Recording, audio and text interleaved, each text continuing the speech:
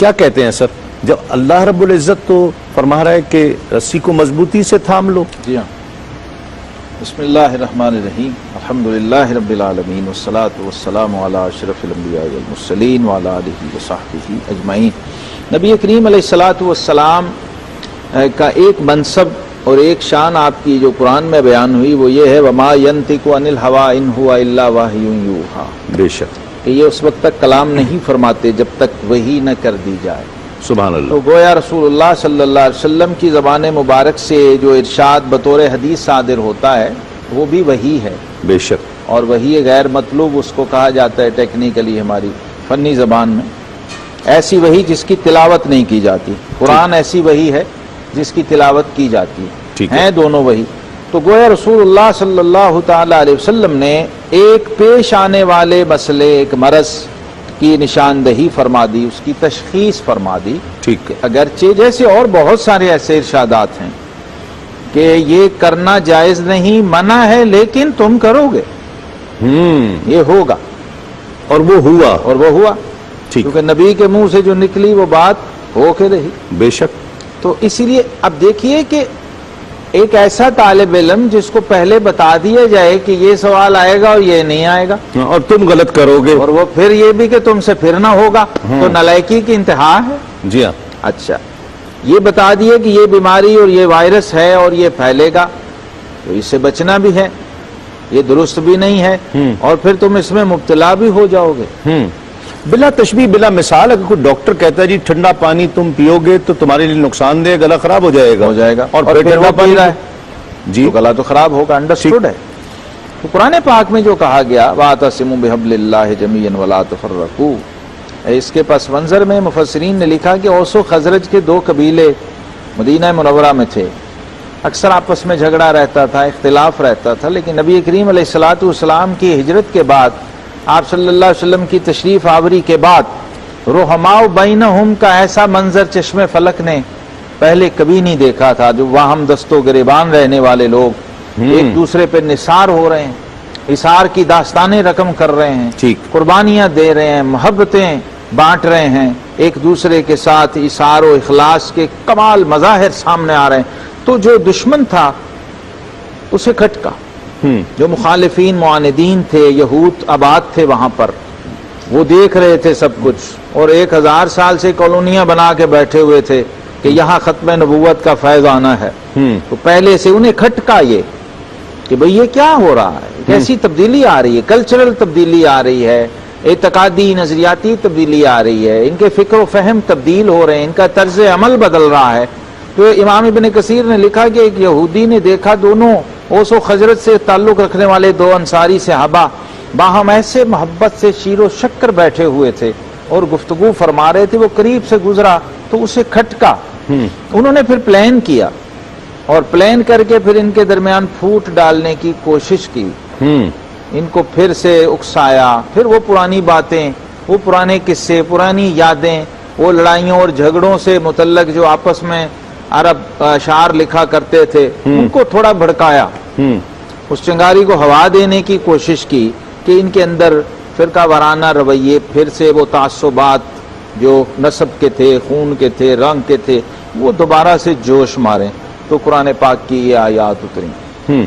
یاد رکھو رسول اللہ صلی اللہ علیہ وسلم کی تشریف آوری یہ دین جوڑنے کے لیے آیا ہے، یہ ملانے کے لیے آیا ہے، اور تمہارے دلوں میں ایسی الفت پیدا کر دی ہے، ایسی محبت پیدا کر دی ہے کہ جو قصباً بندہ چاہے تو نہیں ہو سکتی۔ یہ ایمان کے تعلق کا فیض ہے، چونکہ تمہارے دل جو ہیں ان کا مرکز محبت و عقیدت ایک ہو گیا ہے، اس لیے وہ دل بھی جو ہیں الفت کا اور محبت کا پیکر بن گئے، ان کے اندر ایک دوسرے کے لیے کشش پیدا ہو گئی، جسے قرآن نے رحماء بینہم کہا ہے۔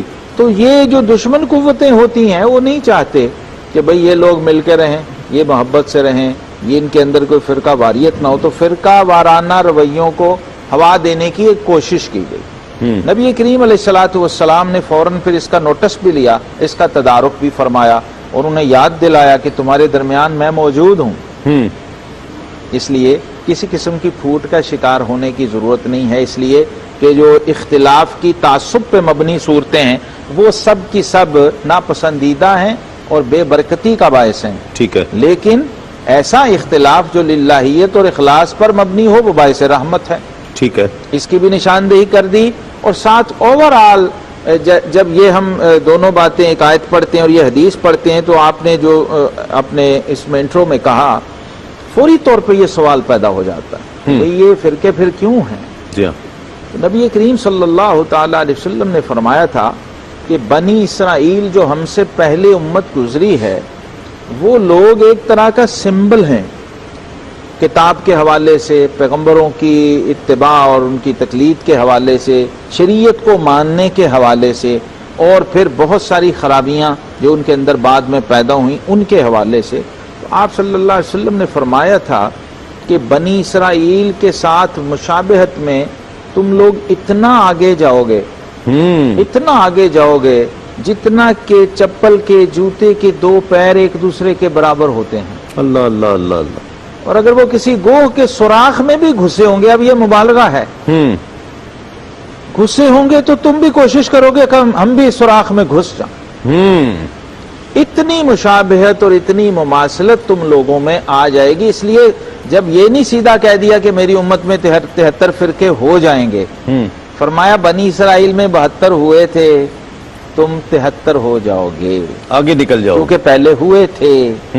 اور پھر دوسری حدیث میں ہے کہ بنی اسرائیل یعنی قوم موسیٰ علیہ السلام میں 72 ہوئے، اور حضرت عیسیٰ علیہ السلام کی قوم میں 71 ہوئے، اور تم 73 ہو گئے۔ اللہ اللہ اللہ، اور اس میں سے کلہم فی النار الا واحدہ، ایک جنتی ہوگا باقی جہنمی ہوں گے۔ پھر آئمہ نے اس پر بڑا مفصل کلام کیا، اسی زمانے میں جو فرقے پیدا ہوئے صحابہ اور تابعین کے زمانے میں، وہ کس طرح پیدا ہوئے، اس کی نشاندہی، ان رویوں کی، ان تعصبات کی، ایون کہ قرآن اور سنت کے ساتھ تمسک کے باوجود انہوں نے اپنے نظریات کا ایک الگ سے ٹریک اختیار کیا، اور وہ جو چلا آ رہا تھا صحابہ سے، جو تابعین کو، اور رسول اللہ صلی اللہ علیہ وسلم سے صحابہ، اور صحابہ سے تابعین کو جو چیز ملی تھی، جو فکر، جو فہم، جو سوچنے کا انداز، اور قرآن و سنت سے کس طرح ہم نے مسئلہ اخذ کر کے، استدلال کر کے استنباط کرنا ہے، اس سے انہوں نے اختلاف کر کے ایک نئی راہ اختیار کی، یوں دین میں فرقہ واریت کی بنیاد پر۔ صحیح، پیشن گوئی اپنی جگہ پر، یہ تو ثابت ہے، یہ تو یقیناً ہو گیا کہ شریعت کے نزدیک پسندیدہ نہیں ہے فرقہ واریت میں پڑھنا۔ تو قصوروار کون ہے؟ مطلب تمام امت ہے، امت کے علماء ہیں، لوگ ہیں، فالوورز ہیں، کون ہے؟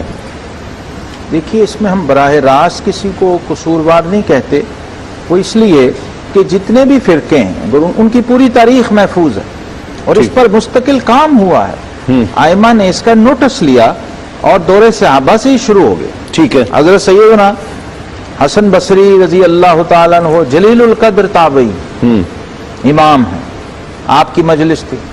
اب دیکھیے، میں ایک ہلکی سی جھلک اور ایک اشارہ تاریخ سے پیش کرتا ہوں تاکہ سمجھ آ جائے کہ قصوروار کون ہوتا ہے، کیا ہوتا ہے، ہوا کیا، کیسے بنا فرقہ۔ معتزلہ ایک فرقہ ہے، معتزلہ بہت بڑا فرقہ، بہت اہل علم و فضل لوگ، بہت عقل کے اور ریشنل لوگ، عقلیات کے بڑے ماہر، مناظرے کے بڑے ماہر، دلیل اور ذہانت ان کی فنگر ٹپس پہ ہوتی تھی۔ کیسے وجود میں آیا؟ امام کی مجلس ہے، تابعین کا دور ہے، اتباع تابعین کا زمانہ ہے، حسن بصری رضی اللہ تعالیٰ عنہ کی مجلس ہے، وہ گفتگو کر رہے ہیں، واعظ فرما رہے ہیں، درس دے رہے ہیں، ایک مسئلہ بیان کیا، تو انہی کے شاگردوں میں سے ایک شخص، ان کا شاگرد تھا، اس کا نام تھا واصل بن عطا، وہ اٹھا اور کہنے لگا کہ یہ جو آپ بات کر رہے ہیں، یہ جو گناہ کبیرہ کے بارے میں سوال کیا گیا ہے کہ بندہ گناہ کبیرہ سے کافر ہوتا ہے یا نہیں ہوتا، تو آپ نے فرمایا کہ اہل سنت کا یہ طریق ہے، یعنی ہمیں اہل سنت و جماعت جب ہم لفظ کہتے ہیں تو اس کا مطلب یہ ہے کہ رسول اللہ صلی اللہ علیہ وسلم اور صحابہ کرام، ٹھیک ہے، ما انا علیہ و صحابی، سنت رسول اللہ صلی اللہ علیہ وسلم کی، جماعت جماعت صحابہ۔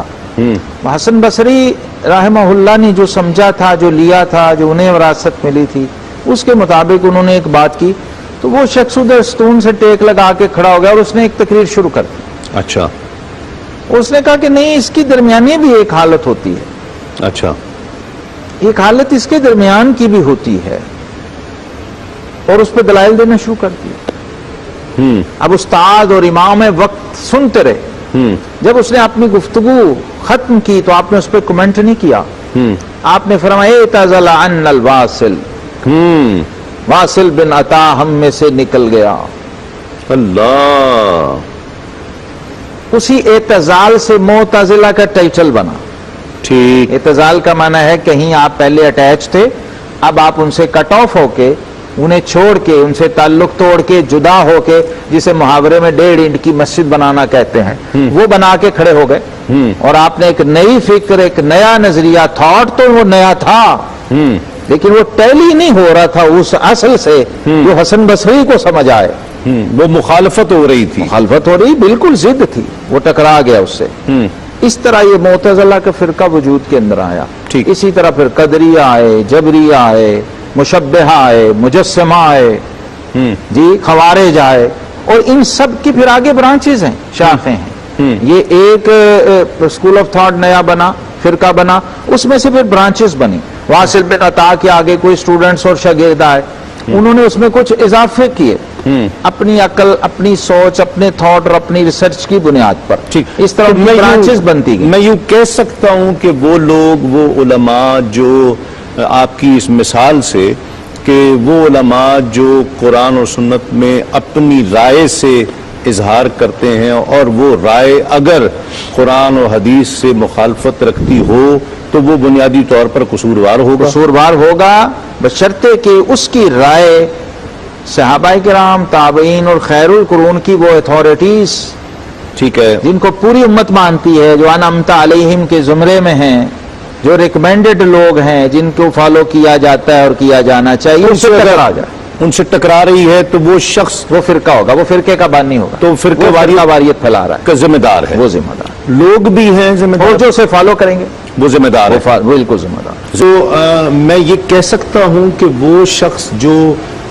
رفع یدین نہیں کرتا، وہ رفع یدین کرنے والے کو گناہگار نہ سمجھے. جی نہیں، بالکل نہیں جاننا چاہیے، اس لیے کہ وہ فرقہ نہیں ہے. نہ صرف یہ کہ اسے گناہگار نہیں سمجھیے بلکہ اسے حق پہ سمجھیے. حق پر وہ سمجھے. اس لیے یہاں ایک وضاحت ضروری ہے، اس سے پہلے کہ ہم آگے بڑھ جائیں. بنیادی اصول ذہن میں رکھیے گا، آپ کا سوال، اس کا جواب بالکل واضح ہو جائے گا. کہ جب ہم مسائل میں، فروع میں جسے کہتے ہیں ہم اپنی اصطلاح میں، فروع میں جو اختلاف ہوتا ہے وہ رحمت ہے. ٹھیک ہے. مسائل میں ہم بات کر رہے ہیں، فرقہ بنتا ہے جب عقائد میں ٹکراؤ آتا ہے. امام شافعی ہوں، امام اعظم ابو حنیفہ ہوں، امام مالک ہوں، امام احمد بن حنبل رحمہ اللہ، یہ اصول میں ایک ہیں، یہ ائمہ اہل سنت ہیں. اور اہل سنت و جماعت کی ڈیفینیشن ہی یہ ہے، جو ان چاروں میں سے کسی ایک کا مقلد ہو اسے اہل سنت و جماعت کہتے ہیں. ٹھیک ہے. اور پوری امت مسلمہ 1250 سال پہ اس پہ عامل چلی آ رہی ہے، متفق بھی ہے اور اس پہ عامل بھی ہے. آج بھی پورا عالم اسلام یا حنفی ہے، یا شافعی ہے، یا مالکی ہے، یا حنبلی ہے، میجورٹی. ٹھیک ہے. ٹھیک ہے. اس لیے ہم الحمدللہ جو شافعی ہیں، جو حنبلی ہیں، جو مالکی ہیں، جو حنفی ہیں، ہم سب جو بھی ہوں ان میں سے وہ اہل سنت ہیں. ٹھیک ہے. اور وہ ایک دوسرے کے پیچھے نماز پڑھتے ہیں، ایک دوسرے کا احترام کرتے ہیں. آپ سنتے ہی رہتے ہیں سب علماء، امام مالک رحمت اللہ کا کیسے ذکر ہوتا ہے، جی. امام احمد بن حنبل، حضرت غوث اعظم شیخ عبد القادر جیلانی حنبلی ہیں، داتا گنج بخش علی حجویری حنفی ہیں. تو جو مسائل میں اختلاف ہے اس کی بنیاد پہ کبھی فرقہ نہیں بنتا. وہ فرقہ نہیں ہے، تب وہ فرقہ نہیں ہے، وہ فکر جو اور اسکول آف عقیدے. تھاٹ ہے، وہ دبستان فکر ہے جو صحابہ میں بھی تھے. ٹھیک ہے. اس پہ اگر آگے بات ہوئی تو ہم کریں گے تاکہ وہ وضاحت ہو جائے. علمی فکری اختلاف جو قرآن و سنت کی بنیاد پر ہو اور وہ صاحب اجتہاد کرے تو نبی کریم علیہ الصلوۃ والسلام نے فرمایا ان اصاب فلہ اجران، اگر درست تو صحیح استدلال کرے تو ڈبل اجر، ان اخطا فلہ اجر، اس کی خطا پہ بھی اجر ہے. لیکن وہ مجتہد کے لیے ہے. مجتہد کے لیے ہے. مجتہد صاحب اجتہاد یہ کر سکتا ہے، غیر مجتہد نہیں. غیر مجتہد مجتہد کو فالو کرتا ہے. کہ یہ درود ابراہیمی میں ہم لوگ کہتے ہیں کہ حضور صلی اللہ علیہ وسلم پہ اس طرح سلامتی بھیجتے ہیں جیسے حضرت ابراہیم علیہ السلام. ٹھیک ہے. تو اس کا کیا مطلب ہے؟ ٹھیک ہے، بالکل آپ کو بتاتے ہیں. ایک کالر ہمارے ساتھ اور ہیں. السلام علیکم. لائن میرا خیال ڈراپ ہو گئی. کیا جی اس کا درود ابراہیمی کا جو دعا کی جاتی ہے؟ دیکھیے درود ابراہیمی جو ہے اس میں اللہ تبارک و تعالی سے التجا کی جا رہی ہے کہ اے اللہ محمد صلی اللہ علیہ وسلم اور ان کی آل پر ایسے درود بھیج جیسے حضرت ابراہیم علیہ السلام اور ان کی آل پر درود بھیجا ہے. یہ درود نبی کریم علیہ الصلوۃ والسلام نے خود تعلیم دیا, ٹھیک, خود سکھایا اس وقت جب یہ آیتیں آئیں ان اللہ و ملائکتہ یصلون علی النبی سبحان یا ایھا الذین آمنوا صلوا علیہ وسلموا تسلیما. تو صحابہ گئے اور عرض کی یا رسول اللہ صلی اللہ علیہ وسلم سلام تو ہم نے سیکھ لیا ہے, اب آپ ہمیں صلاۃ بھی سکھا دیجئے. اور پوچھا کیف نصلی علیک فی صلاتنا, حضور ہم اپنی نمازوں میں آپ پر کیسے درود بھیجیں. تو آقا کریم علیہ الصلوۃ والسلام نے یہ درود ابراہیمی تعلیم فرمایا. ٹھیک. اب دیکھیے حضور صلی اللہ علیہ وسلم خود آل ابراہیم ہیں اور وہ جو ان کی آل ہے وہ بھی آل ابراہیم ہے. واہ واہ, حقیقت سبحان اللہ. تو حضرت ابراہیم علیہ الصلوۃ والسلام سے جو آپ صلی اللہ علیہ وسلم کا تعلق ہے, محبت کا, وہ یہ اس کی محبت کا بھی نسب کا بھی, وہ اتنے تعلق ہیں کہ اس کی بہت ہمہ جہت تعلق ہے. ٹھیک, اس یعنی ہم ملت ابراہیمی ہیں, ہمارا قبلہ قبلہ ابراہیمی ہے. دیکھیے پہلے بیت المقدس تھا, جی ہاں, اور آقا علیہ الصلوۃ والسلام کی خواہش و آرزو کی تعمیل میں یہ قبلہ بدلا گیا تھا. صحیح, تو ابراہیم علیہ السلام سے اتنا گہرا تعلق ہے کہ آپ صلی اللہ تعالی علیہ, اور ان کا مقام خلت اس میں, اس پہ اب تفصیل نہیں کہ گفتگو, میں صرف اشارہ دے رہا ہوں کہ جو مقام خلت ابراہیم ہے, حضرت امام ربانی مجدد الفسانی رحمۃ اللہ اس پہ بڑا مفصل کلام کیا ہے کہ حضرت ابراہیم علیہ الصلوۃ والسلام تمام انبیاء میں وہ واحد ہستی ہیں کہ جن پر اللہ تبارک و تعالی نے صلاۃ بھیجا ہے. پہلے صرف سلام تھا, سبحان اللہ, وہ انبیاء پہ بھیجا جاتا تھا, لیکن صلاۃ کو ابراہیم اور آل ابراہیم کے ساتھ خاص کیا گیا.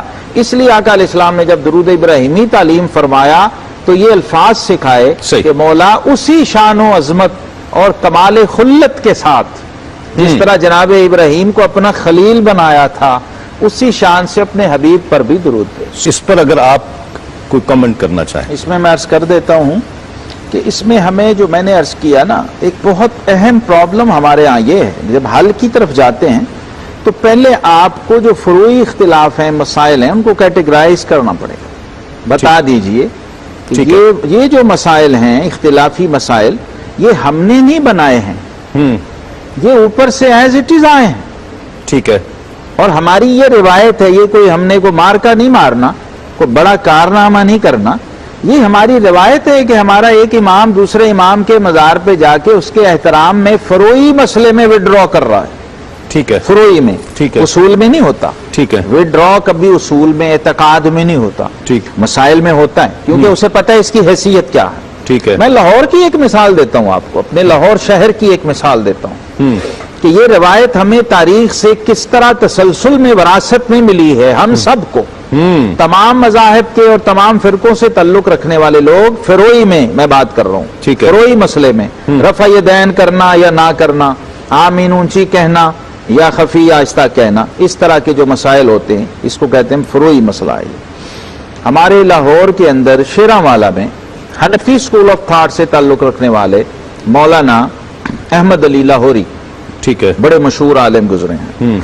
ہمارے اندرون لاہور کے اندر ایک مسجد تھی, جامع مسجد چینیاں والی, ٹھیک ہے, جہاں پر اہل حدیث مکتب فکر کے عالم تھے, ٹھیک ہے, غالباً مولانا داؤد غزنوی صاحب. اچھا, اب یہ دونوں بڑے معروف علماء ہوئے ہیں لاہور میں, اپنے اپنے مسلک اور اپنے اپنے عقیدے کے حوالے سے.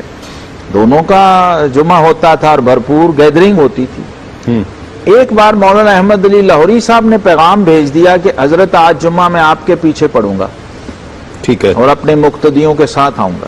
انہوں نے ویلکم کیا, جی بسم اللہ آپ آ جائیے, اسی جمعے پہ آ جائیے.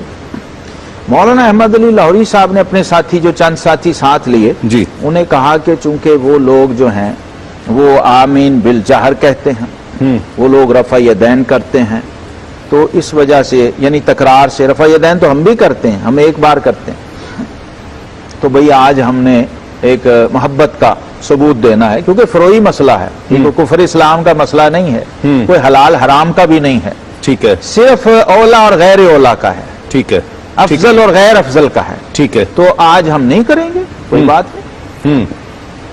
آج ہم بل جہر پڑھ لیں گے، آمین ہم اونچی کہیں گے، اور چونکہ ہمارا امام رفع یدین کر رہا ہوگا تو ہم بھی اس کی تائید میں اور اس کی اتباع میں اور اقتداء میں موافقت میں ایک بار تو کرتے ہی ہیں، کر لیں گے، دو ٹھیک ہے، تین بار کر لیں گے۔ ٹھیک ہے۔ انہوں نے کہا حضرت جیسے آپ فرمائیں، یہ چل پڑے، تھوڑا ہی فاصلہ تھا۔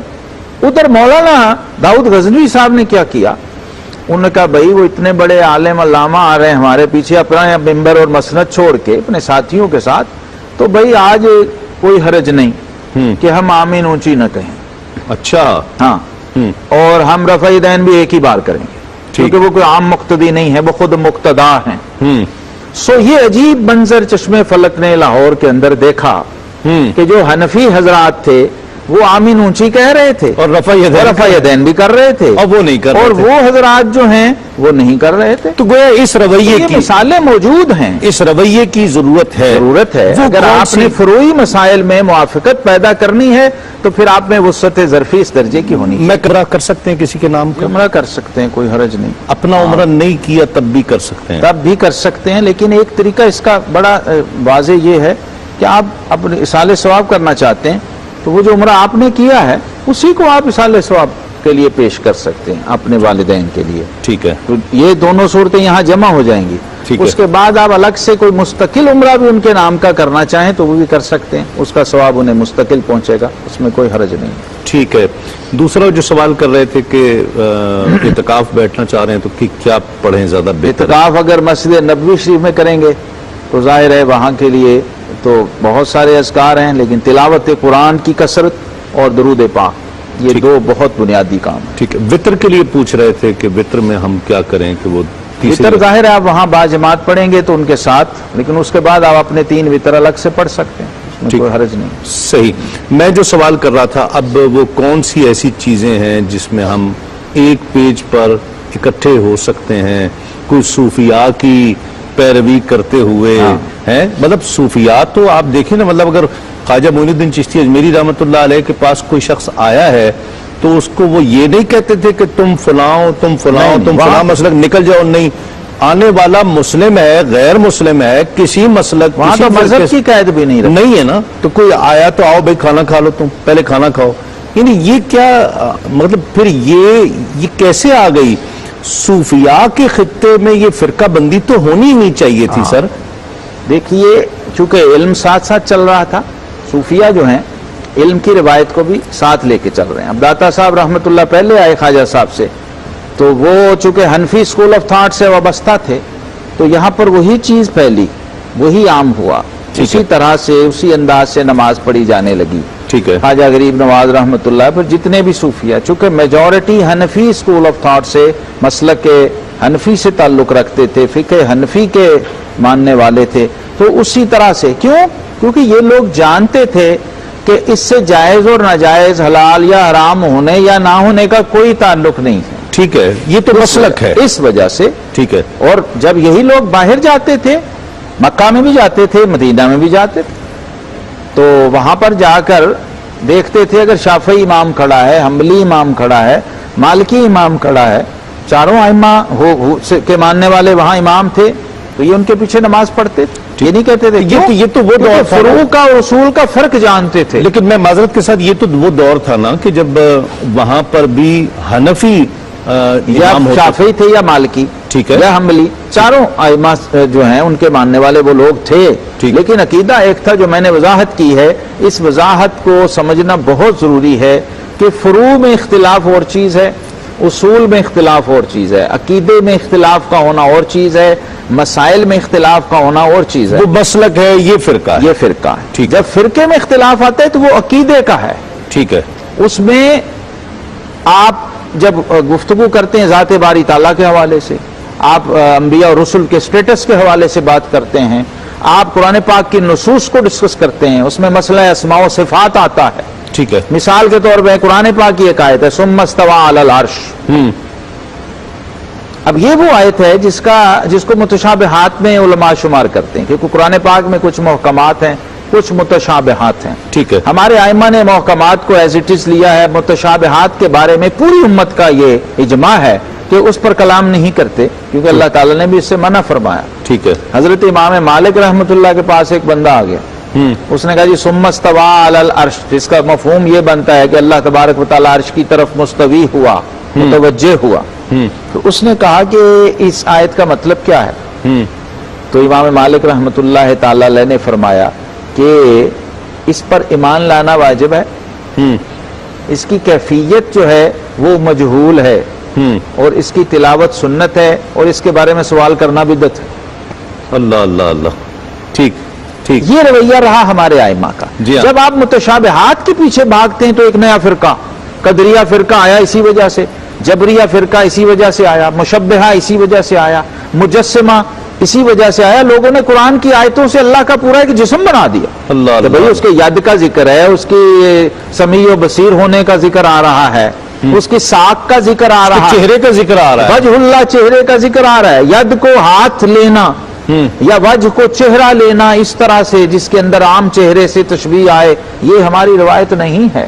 ٹھیک. زمانہ کی ذات سے خاص ہے، 1400 سال سے 1400 سال سے. ٹھیک ہے. تو پھر درمیان میں جب یہ فکر اٹھی، ظاہر ہے وہ قرآن سے اٹھی ہے، کسی نص سے اٹھی ہے، تو وہ لوگ اس پہ ٹک گئے بھی ہم تو آیت پڑھ رہے ہیں. ٹھیک. لیکن کیا یہ آیت کا یہی معنی و مفہوم صحابہ نے بھی سمجھا تھا؟ ٹھیک ہے. کیا تابعین نے سمجھا تھا؟ تبع تابعین نے سمجھا تھا؟ یہاں آپ ڈفرینشیٹ کر سکتے ہیں، فرق کر سکتے ہیں ایک عام اور خاص آدمی دونوں، کہ ہم نے ادھر جانا ہے یا ادھر جانا ہے، زیادہ محفوظ راستہ کون سا ہے، وہ ہمیں اختیار کرنا ہے، تب بچت ہوگی. آج بھی مسئلے کا حل وہی ہے جو ائمہ نے نکال کے دیا تھا اور سٹینڈ لیا تھا ہمیشہ. امام احمد بن حنبل نے سٹینڈ لیا، مسئلہ اٹھ گیا کہ قرآن مخلوق ہے کہ غیر جی ہاں، مخلوق. بہت مشہور بات یہ بہت مشہور بات ہے. اس پر معتزلہ نے سٹینڈ لیا تھا، دلائل دیے تھے، اتنا کہ مامون الرشید خلیفہ، مامون الرشید عباسی خلیفہ کو بھی انہوں نے اپنا ہم نوا اور ہم خیال بنا لیا اور قائل کر لیا. اب جب سرکاری سرپرستی، یہ بھی ایک ایلیمنٹ ہے الگ سے، جب کسی فرقے کو سیاسی اور عسکری سپورٹ اور سرپرستی ملتی ہے تو اس کا نفوذ ہوتا ہے. ٹھیک. وہ پھیلتا ہے، بلکہ لوگ فیشن کے طور پہ بھی اس کو اختیار کرتے ہیں، کیونکہ الناس علی دین ملوکہم. لیکن پھر کوئی نہ کوئی مجدد، کوئی نہ کوئی امام، کوئی نہ کوئی اللہ کا پیارا پھر سٹینڈ لیتا ہے اور حق اور باطل کو واضح کرتا ہے. جیسے سیدنا امام اہل سنت والجماعہ پہلی بار جس ہستی کے ساتھ بولا گیا، حضرت امام احمد بن حنبل رحمۃ اللہ تعالی. سبحان اللہ. ایک کالر ہے ہمارے ساتھ. السلام علیکم. السلام علیکم. وعلیکم السلام. جی کون اور کہاں سے؟ میں محمد عرفان بات کر رہا ہوں سعودی عرب سے. جی محمد عرفان صاحب، کیسے ہیں آپ؟ ٹھیک ہیں؟ ٹھیک ٹھاک اللہ کا. جی ٹھیک ٹھاک. حسین بھائی ممکن یہ 4 سال سے میں آپ کی ٹرانسمیشن دیکھ رہا ہوں، لیکن نمبر کال ملا کے میں تھک گیا ہوں، لیکن کال نہیں ملتی گئی. آج میری خوش نصیبی یہ کال مل گئی ہے. جی بھائی جان، ٹیلی ویژن بند کر دیں آپ پلیز. جی جی جی. تسلیم بھائی میرا سوال یہ تھا، سب سے پہلے مفتی صاحب سے میں سلام کہوں گا. وعلیکم السلام. جی میرے بھائی. اور مفتی صاحب سے یہ سوال تھا کہ یعنی کہ ایک انسان جان بوجھ کر روزہ توڑ دیتا ہے، اس کو معلوم بھی ہے میرا روزہ ہے، لیکن وہ کسی مجبوری کے بنا پہ توڑ دیتا ہے. اب اس کا کفارہ بھی ہے، یعنی کہ 60 دن کا کہتے ہیں روزہ بھی رکھنا ہے. اگر وہ 60 دن روزہ نہیں رکھ پاتا تو وہ 60 مسکین کو کھانا کھلا سکتا ہے. اگر وہ بھی نہیں، اس کی یعنی کہ اتنا وہ نہیں ہے، وہ نہیں کھلا سکتا، تو ابھی وہ اس کا کیا بعد میں کیا حل ہے؟ اس کا کوئی ہے حل اس کا؟ ٹھیک ہے، بہت شکریہ کال کرنے کا میرے بھائی. جی وہ جی کھانا بھی نہ کھلا پائے پھر کیا کرے؟ ہاں دیکھیے، نہیں پہلے ان کے سوال میں ایک چیز ہے، مجبوری کے تحت تو وہ ہو رہا ہے. ٹھیک ہے. عذر کے تحت اگر تھوڑا بیمار ہے، شدید تکلیف ہو گئی ہے، کوئی اور ایسی کیفیت پیدا ہو گئی ہے کہ اب روزہ توڑے بغیر چارہ نہیں ہے، جان کو صحت کو خطرہ ہے، تو اب روزہ آپ توڑیں گے. لا یکلف اللہ نفسا الا وسعہا. ٹھیک ہے. اب آپ روزہ توڑیں گے اور اس کے 60 روزوں یا 60 غلاموں، وہ 2 غلاموں کو آزاد کرنا یا 60 مسکینوں کا، اس کا کفارہ نہیں ہوگا، اس کا کفارہ ایک روزہ ہی ہوگا. ٹھیک ہے. ٹھیک ہے. اگر یہ صورت ہے. ٹھیک ہے. اگر کوئی مسئلہ نہیں ہے، ہٹے کٹے ہیں، بالکل ٹھیک ٹھاک ہیں، ایسے ہی شوقیہ روزہ توڑ دیا ہے، تو پھر آپ کو 60 روزے رکھنا پڑیں گے یا 60 مسکینوں کو، تاکہ آپ کو شوق کا پتہ چلے، تاکہ آپ کو پتہ چلے شوق کیسے پورا کرتے. کیسے. یہی حل ہے، ٹالرنس ہو، محبت ہو، ایک دوسرے کے لیے کچھ ایکسپٹنس کا جذبہ ہو. بالکل. صوفیاء نے جو کمال کیا وہ اسی وجہ سے تھا، اور یہ صوفیاء نے کوئی خود ساختہ نہیں تھا، انہوں نے بھی قرآن اور سنت سے لیا ہے. یہ فکر جو ہے حدیث شریف میں الخلق وعیال اللہ، مخلوق اللہ کا کنبہ ہے، تو جو شخص مخلوق کی جتنی خدمت کرے گا اللہ کا اتنا ہی محبوب ہو جائے گا۔ ارحموا من فی الارض یرحمکم من فی السماء، تم زمین والوں پہ رحم کرو، آسمان والا تم پہ رحم کرے گا۔ وہ جنید بغدادی رحمۃ اللہ فرمایا کہ صوفی زمین کی طرح ہوتا ہے، زمین پہ ہر کوئی چل رہا ہے، نیک بھی چل رہا ہے، بد بھی چل رہا ہے، ہر فرقے ہر مسلک کا آدمی چل رہا ہے، ہر مذہب کا آدمی چل رہا ہے، غیر مسلم بھی چل رہا ہے، تو وہ اس کی طرح ہوتا ہے، اس لیے وہ کسی پہ اعتراض نہیں کرتا کہ تو مجھ پہ کیوں چل رہا اور تو کیوں نہیں چل رہا، یعنی رویہ وسعت ظرفی دیکھی، زمین کی طرح کی وسعت ہوتی ہے۔ با یزید بستامی فرماتے ہیں سورج کی طرح شفیق ہوتا ہے، دریا کی طرح سخی ہوتا ہے۔ اب گویا فطرت سے جڑا ہوتا ہے، اور میں یہ سمجھا ہوں کہ صوفی وہ آدمی ہوتا ہے جسے مخلوق کو خالق کی نظر سے دیکھنا آ جاتا ہے۔ کیا بات؟ تو اب دیکھیے مخلوق کو خالق کی نظر سے جب دیکھے گا تو پھر تو وہ جناب بلیوں کو اور کتوں کو بھی دیسی گھی کے حلوے میاں شیر محمد شرف پوری رحمت اللہ کی طرح گھر سے پکوا کے تو پیش کر رہا ہوگا۔ یہ وسعت نظری صوفیہ کے اندر آتی ہے کیونکہ ان کا یہ مشرب ہے، صحیح، اور صوفیہ کے ہاں، لیکن یہ جہاں جو ہم گفتگو کر رہے ہیں یہ دنیا ہے دلیل کی، یہاں پر سند چاہیے، نص چاہیے، اگر آپ نے بحث سے کسی کو منوانا ہے۔ صوفی بحث نہیں کرتا، صوفی محبت کی بولی بولتا ہے، اور اس کے ذریعے چاہتا ہے کہ یہ شخص، اسی مقصد اس کا بھی وہی ہے کہ یہ نجات پا جائے، فلاح پا جائے، اپنی اصل منزل مقصود تک آ جائے، لیکن رستہ وہ محبت کا اختیار کرتا ہے، اور انکنڈیشنل لو کا، غیر مشروط محبت کا، اس میں وہ کسی قسم کی کوئی ڈیمانڈ نہیں رکھتا۔ لیکن علماء کے ہاں ظاہر ہے وہ باؤنڈ ہوتے ہیں، کچھ پابندیاں ہوتی ہیں، وہ ان قواعد کے مطابق چل رہے ہوتے ہیں، اس لیے وہاں اختلاف کا پیدا ہونا بہرحال فطری چیز ہے۔ صحیح، یقیناً، اور علماء کا کام علماء کو ہی زیب دیتا ہے، علماء کو کرنا چاہیے اختلاف، ظاہری بات ہے اگر علماء بھی نہیں کریں گے تو کون کرے گا؟ کچھ اختلافات ایسے بھی ہیں جنہیں رحمت قرار دیا گیا ہے، بہرحال لیکن لوگوں کو اس چیز کا، جو عام لوگ ہیں مجھ جیسے آپ جیسے، ان کو چاہیے ہے کہ کم از کم وہ ان چیزوں پر کامنٹ نہ کریں، نہ کہیں، ایک دوسرے کو کافر نہ کہیں، علماء کا کام علماء کو کرنے دیں، علماء جس انداز سے کر رہے ہیں۔